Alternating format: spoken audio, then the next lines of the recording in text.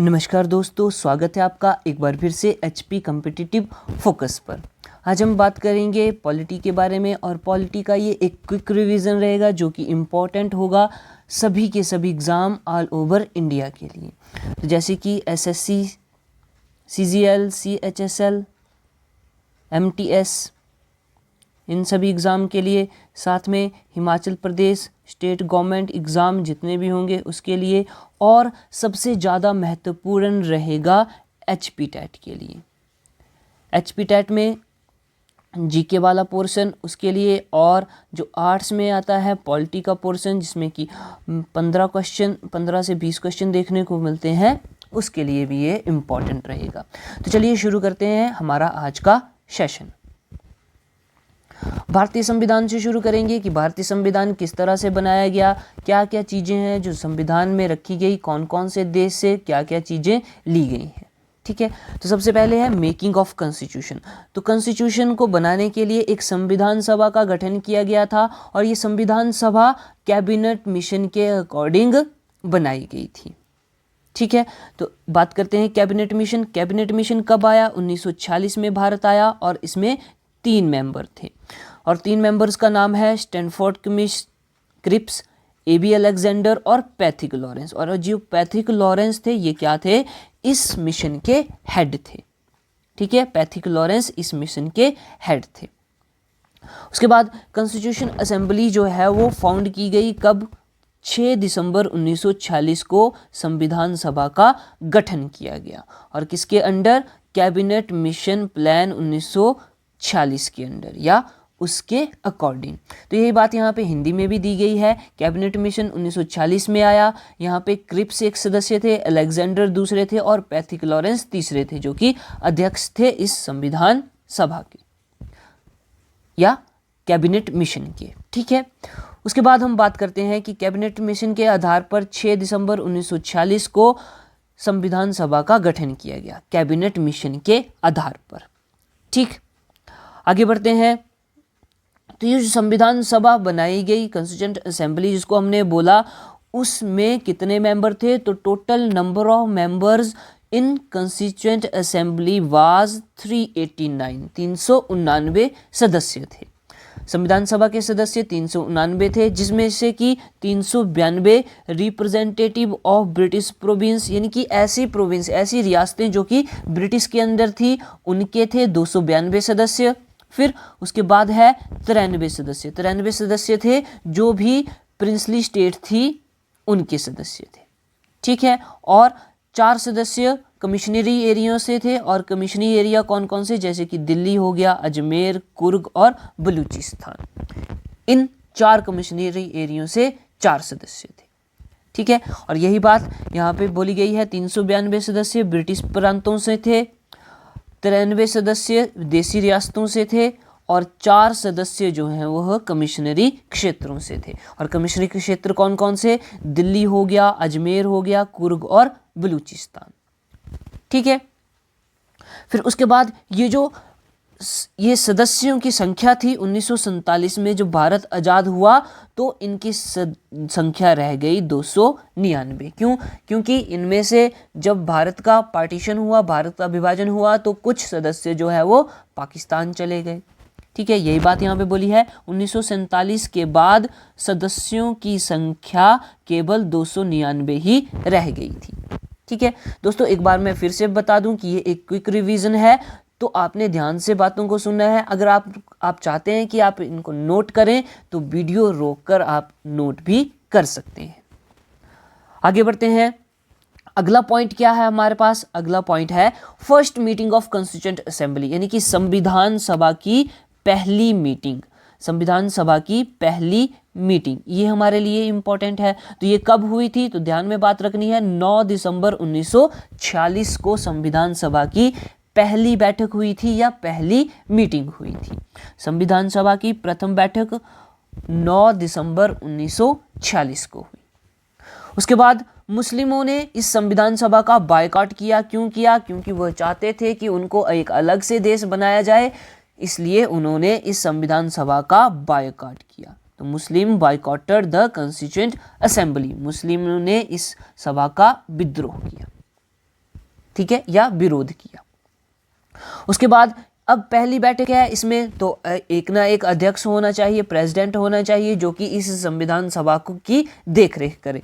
तो ये जो पहली मीटिंग 9 दिसंबर 1946 में हुई, यहाँ पे एक टेम्पोरेरी प्रेसिडेंट बनाया गया, अस्थायी अध्यक्ष बनाया गया। और किसको बनाया गया? उनका नाम है डॉक्टर सच्चिदानंद सिन्हा। डॉक्टर सच्चिदानंद सिन्हा को टेम्परेरी प्रेसिडेंट बनाया गया संविधान सभा का। और ये इंपॉर्टेंट है, यहाँ से क्वेश्चन पूछ लिया जाता है। तो यही बात यहाँ पे बोली गई है, अस्थायी अध्यक्ष किसको बनाया गया? डॉक्टर सच्चिदानंद सिन्हा। ठीक है, अब बात करते हैं दूसरी मीटिंग की। तो दूसरी मीटिंग ठीक 2 दिन बाद 11 दिसंबर 1946 को हुई। सेकंड मीटिंग कब हुई? 11 दिसंबर 1946 को दूसरी बैठक हुई संविधान सभा की। अब इसमें क्या हुआ? परमानेंट अध्यक्ष चुना गया, संविधान सभा का परमानेंट अध्यक्ष चुना गया, या हम बोलेंगे स्थायी अध्यक्ष चुना गया। और किसको चुना गया? ये चुने गए डॉक्टर राजेंद्र प्रसाद। कौन? डॉक्टर राजेंद्र प्रसाद। तो यहां से भी क्वेश्चन पूछ लिया जाता है कि संविधान सभा के अध्यक्ष किसको चुना गया? डॉक्टर राजेंद्र प्रसाद। या फिर संविधान सभा का स्थायी अध्यक्ष किसको चुना गया? डॉक्टर राजेंद्र प्रसाद। और इसके साथ ही एक उपाध्यक्ष भी चुने गए, जिसको हम बोलेंगे वाइस प्रेसिडेंट, और उनका नाम है S.C. मुखर्जी। क्या नाम है? S.C. मुखर्जी। उपसभापति चुने गए S.C. मुखर्जी। और ये दूसरी बैठक में बात हुई। अब बात करते हैं नेक्स्ट। तो याद रखना है कि तीसरी बैठक हुई। तीसरी बैठक ठीक 2 दिन बाद, और डेट है हमारे पास 13 दिसंबर 1946। 13 दिसंबर 1946 को। और इसमें क्या हुआ? पंडित जवाहरलाल नेहरू ने ऑब्जेक्टिव रेजोल्यूशन जो है वो प्रस्तुत किया, यानी कि उद्देश्य प्रस्ताव। तो यही बात है, 13 दिसंबर 1946 को पंडित जवाहरलाल नेहरू ने उद्देश्य प्रस्ताव प्रस्तुत किया। अभी उद्देश्य प्रस्ताव क्या था? यानी कि हमने संविधान को किस तरह से बनाना है, हमारे पास क्या क्या उद्देश्य होने चाहिए, जिनको हमने रखकर संविधान की स्थापना करनी है, इस संविधान को बनाना है। ठीक है, तो उसके बाद हमारे पास पॉइंट आ जाता है कि टोटल कितने सेशन हुए संविधान सभा के? तो याद रखना है 11। इंपॉर्टेंट है, यहां से भी क्वेश्चन पूछ लिया जाता है। कुल सत्र कितने हो गए? कुल सत्र हो गए जी 11। पहला सेशन, पहली बैठक कब हुई थी? 9 दिसंबर 1946 को, या पहला सत्र 9 दिसंबर 1946 को हुआ था। और लास्ट सेशन की बात करते हैं, अंतिम बैठक की, लास्ट सत्र की, तो ये हुआ था 24 जनवरी 1950 को, यानी कि हमारा संविधान लागू होने से ठीक 2 दिन पहले। तो ये बात यहाँ पे बोली गई है कि पहली बैठक हुई थी 9 दिसंबर 1946 को, और अंतिम बैठक हुई 24 जनवरी 1950 को। ठीक है, इतनी बात हमें क्लियर होनी चाहिए। उसके बाद है सिंबल। अब ये जो कॉन्स्टिट्यूएंट असेंबली थी, CA यानी कि कॉन्स्टिट्यूएंट असेंबली, इसका सिंबल क्या था? तो हेलीफेंट यानी कि हाथी संविधान सभा का चिन्ह था। ठीक है, उसके बाद बात करते हैं नेशनल फ्लैग की। राष्ट्रीय झंडा, जो हमारा भारत का राष्ट्रीय झंडा है, उसको कब अपनाया गया? ये इंपॉर्टेंट क्वेश्चन बन जाता है। National flag of India was adopted on 22 जुलाई 1947। 22 जुलाई 1947 को नेशनल फ्लैग अडॉप्ट किया गया। भारतीय झंडा 22 जुलाई 1947 को अपनाया गया। ठीक है, इंपॉर्टेंट पॉइंट है, तो इसको भी ध्यान में रखना है। नेक्स्ट बात करते हैं नेशनल एंथम, इसको कब अपनाया गया? नेशनल सॉन्ग, इसको कब अपनाया गया? तो ये दोनों अपनाए गए थे 24 जनवरी 1950 को। 24 जनवरी 1950 को। और यहाँ पे एक और बात लिखनी है कि 24 जनवरी 1950 को ही पहले राष्ट्रपति घोषित किए गए। कौन? डॉक्टर राजेंद्र प्रसाद। यहाँ पे थोड़ा सा लिखेंगे, पहले राष्ट्रपति कौन घोषित किए गए? किसको बनाया गया? डॉक्टर राजेंद्र प्रसाद जी को। डॉक्टर राजेंद्र प्रसाद।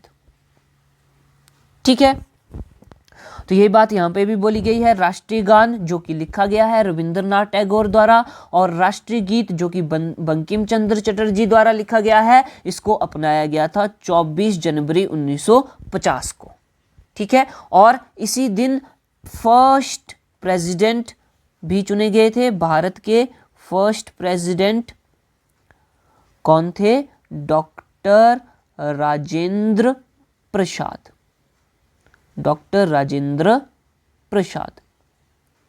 ठीक है, अब आगे बात करते हैं। आगे बोलता है adviser of Constituent Assembly. Adviser of Constituent Assembly यानी कि संविधान सभा के सलाहकार कौन थे? तो बात ध्यान में रखनी है, sir B N Rao. Sir B N Rao संविधान सभा के सलाहकार थे, एडवाइजर थे। ठीक है, अब एक और व्यक्ति है, उनका नाम आता है, उनका नाम है M N Roy. M N Roy. M N Roy ने क्या किया था? संविधान सभा का या कंस्टिट्यूएंट असेंबली का आइडिया दिया गया था। तो M N Roy gave the idea of Constituent Assembly. ठीक है, एम एन रॉय ने संविधान सभा का विचार दिया था, और ये कब दिया था? 1934 में। तो 1934 में इन्होंने बोला था कि हमारे देश के लिए एक संविधान होना चाहिए, उसके लिए संविधान सभा जो है वो बनानी चाहिए। ठीक है, आगे बात करते हैं। Doctor Rajendra Prasad was elected as first President of India on 24 January 1950। तो ये हमने बात कर ली, डॉक्टर राजेंद्र प्रसाद को फर्स्ट प्रेसिडेंट ऑफ इंडिया बनाया गया या चुना गया 24 जनवरी 1950 को। डॉक्टर राजेंद्र प्रसाद भारत के पहले राष्ट्रपति घोषित किए गए 24 जनवरी 1950। 24 जनवरी 1950। ठीक है, अब नेक्स्ट पॉइंट क्या है? नेक्स्ट पॉइंट है constitution of India was totally completed in 2 years 11 months and 18 days। तो कॉन्स्टिट्यूशन यानी कि संविधान को बनाने के लिए कितना समय लगा? संविधान को बनाने के लिए समय लगा 2 साल 11 महीने 18 दिन। इंपॉर्टेंट क्वेश्चन है, कई बार एग्जाम में पूछा जाता है। तो यही बात है, संविधान को बनाने के लिए समय लगा 2 साल 18 महीने और 18 दिन। 2 साल 11 महीने और 18 दिन। ठीक है, अब बढ़ते हैं अगले पॉइंट की ओर। अगला पॉइंट है इट वाज कंप्लीटेड ऑन 26 नवंबर 1949। तो ये संविधान जो है वो बनकर तैयार हो गया था। कब तैयार हुआ था? ये तैयार हुआ था 26 नवंबर 1949 को। ठीक है, और ये अगर आपसे क्वेश्चन पूछा जाए कि संविधान, भारतीय संविधान कब अंगीकृत किया गया या कब अंगीकार किया गया, तब भी आप बोलेंगे कि यह 26 नवंबर 1949 को अंगीकार किया गया। ठीक है, लेकिन इसको लागू कब किया गया? ये फोर्स में कब आया, यानी कि इसको लागू कब किया गया? तो ये किया गया था 26 जनवरी 1950 को। अब ऐसा क्यों किया गया, ये हमारे लिए क्वेश्चन बनता है। तो 1930 से ही 26 जनवरी को लोग जो थे, भारतीय लोग, वो स्वाधीनता दिवस मनाना शुरू कर दिए थे। इसलिए जो हमारे संविधान बनाने वाले थे, उन्होंने बोला कि इसको लागू किया जाएगा 26 जनवरी 1950 को। ठीक है, और इसी दिन हम क्या मनाते हैं? रिपब्लिक डे मनाते हैं। ओके, अब ये जो संविधान है, इसमें टोटल कितने आर्टिकल थे, यानी कि अनुच्छेद थे, कितने शेड्यूल, अनुसूचियां थी, और कितने पार्ट्स थे? तो यही बात यहाँ पे बोली गई है। 395 आर्टिकल थे, 8 शेड्यूल थे और 22 पार्ट थे। संविधान 26 नवंबर 1949 को बनकर तैयार हुआ, लेकिन इसे 26 जनवरी 1950 को लागू किया गया, और इसी दिन गणतंत्र दिवस के रूप में मनाया जाता है। ठीक है, और इसके कितने अनुच्छेद थे? 395 अनुच्छेद थे, 8 अनुसूचियां थी और 22 भाग थे। ये बात हो रही है जब संविधान को लागू किया गया। ठीक है, अगर हम आज के बारे में बात करें तो आज कितने आर्टिकल हैं हमारे पास? आज के समय में कितने आर्टिकल हैं? 465 के आसपास है। कितने शेड्यूल हैं? 12 शेड्यूल हैं, और पार्ट्स कितने हैं?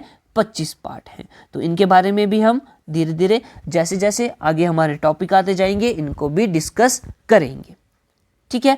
अब इसके बाद है इंपॉर्टेंट कि संविधान को बनाने के लिए कितना खर्चा आया। तो उस समय कितना खर्चा आया था? 64 लाख रुपए। 64 लाख रुपए उस समय खर्चा आया था, एक्सपेंडिचर हुआ था संविधान को बनाने के लिए।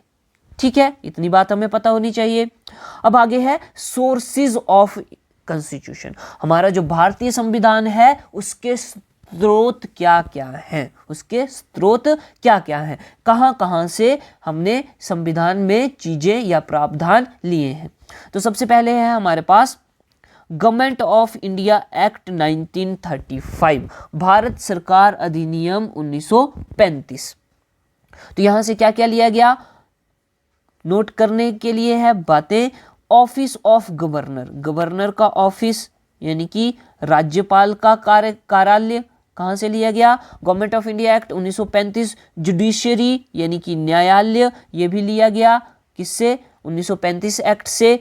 फेडरल स्कीम, संघीय प्रणाली, यहां से ली गई। पब्लिक सर्विस कमीशन यानी कि यूपीएससी की हम बात कर सकते हैं, यूपीएससी लोक सेवा आयोग, यह भी 1935 के एक्ट से लिया गया। और इमरजेंसी प्रोविजंस, आपातकालीन प्रावधान, ये भी 1935 के एक्ट से लिए गए।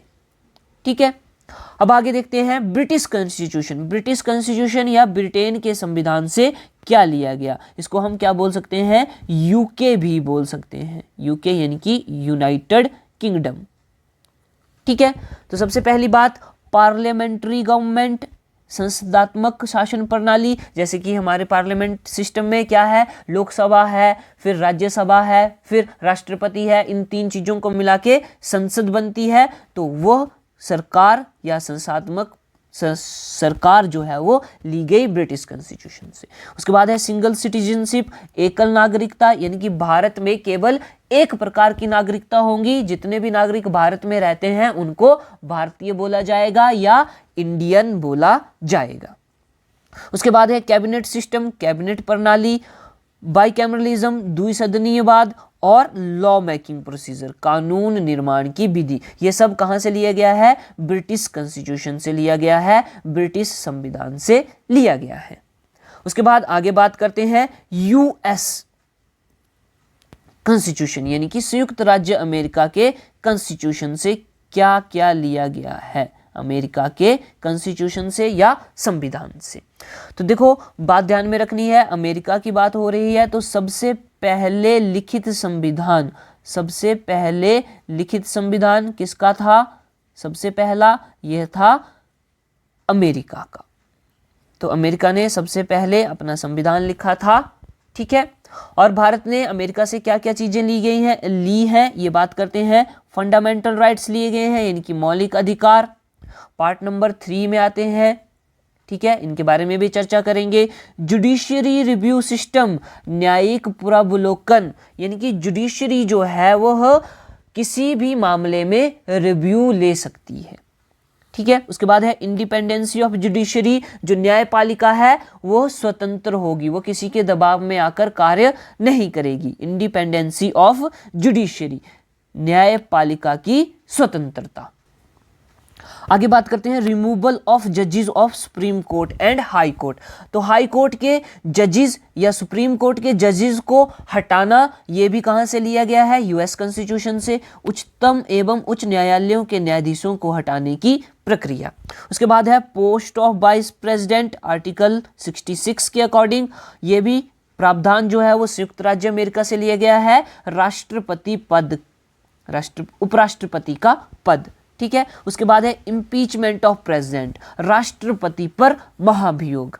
महाभियोग यानी कि राष्ट्रपति को हटाने की प्रक्रिया को बोला जाता है महाभियोग, और ये आर्टिकल नंबर 61 में आता है।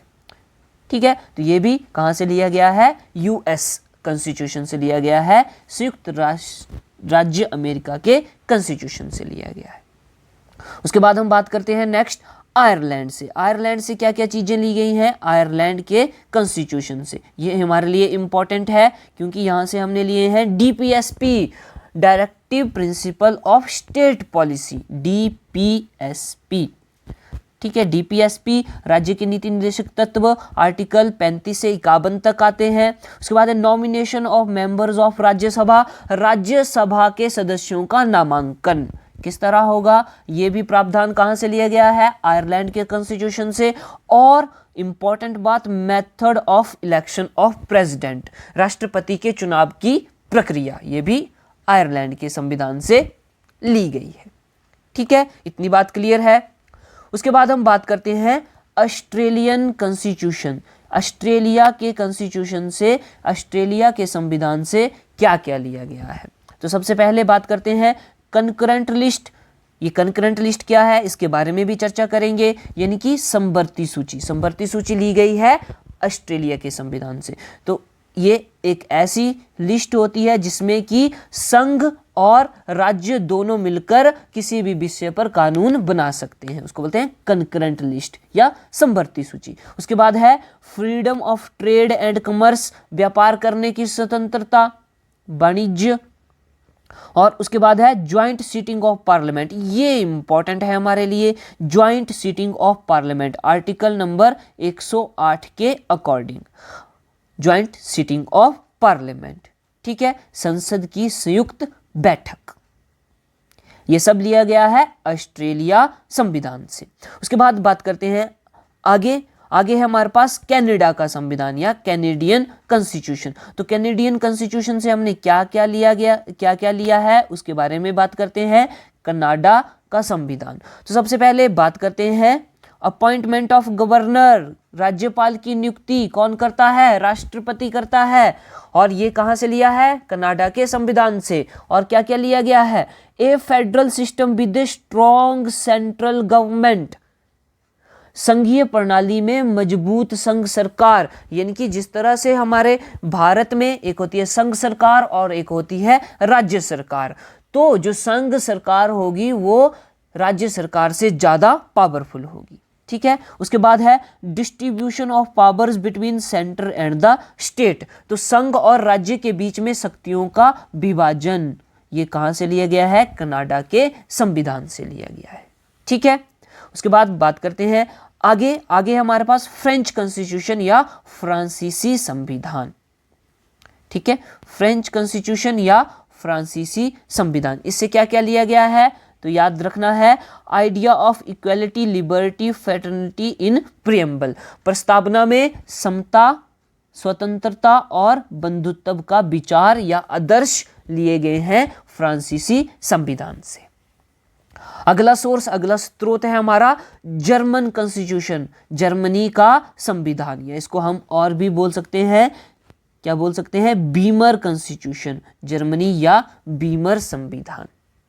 ठीक है, तो इससे क्या लिया गया है, suspension of fundamental rights during emergency, आपातकाल के समय मौलिक अधिकारों का निलंबन या उन पर रोक लगाना, आपातकाल के समय मौलिक अधिकारों का निलंबन, ये लिया गया है जर्मनी के कॉन्स्टिट्यूशन से। उसके बाद बात करते हैं यूएसएसआर कॉन्स्टिट्यूशन, यूएसएसआर कॉन्स्टिट्यूशन, जिसको हम बोलते हैं रशिया, सोवियत संघ या रूस के संविधान से क्या क्या चीजें ली गई हैं, आइए देखते हैं। Fundamental duties, article number 51A, fundamental duties, मौलिक कर्तव्य। उसके बाद ideals of justice in the preamble, प्रस्तावना में सामाजिक, आर्थिक, राजनीतिक न्याय के आदर्श, ये लिए गए हैं रूस के संविधान से। अगला स्रोत क्या है हमारे पास, अगला स्रोत है साउथ अफ्रीका कॉन्स्टिट्यूशन, दक्षिण अफ्रीका के संविधान से क्या क्या चीजें ली गई हैं। तो सबसे पहले नोट करने वाली बात है procedure for the amendment of constitution, most important.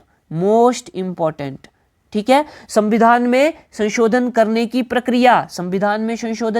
प्रक्रिया, आर्टिकल नंबर 368, ठीक है, ये इंपॉर्टेंट है हमारे लिए। उसके बाद आगे बात करते हैं election of member of Rajya Sabha के सदस्यों का चुनाव, राज्यसभा के सदस्यों का चुनाव किस तरह किया जाना चाहिए, ये जो प्रावधान है हमने लिया है दक्षिण अफ्रीका से।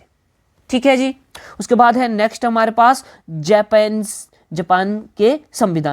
का संविधान, जापान के संविधान से क्या क्या चीज़ें ली गई हैं, आइए देखते हैं। जापानीज कॉन्स्टिट्यूशन, जापान का संविधान, तो इसे एक ही बात ली गई है जो हमारे लिए इंपॉर्टेंट है। Procedure established by the law, कानून द्वारा स्थापित प्रक्रिया। प्रोसीजर एस्टैब्लिश्ड बाय लॉ, कानून द्वारा जो प्रक्रिया है उसकी स्थापना, कानून द्वारा स्थापित प्रक्रिया।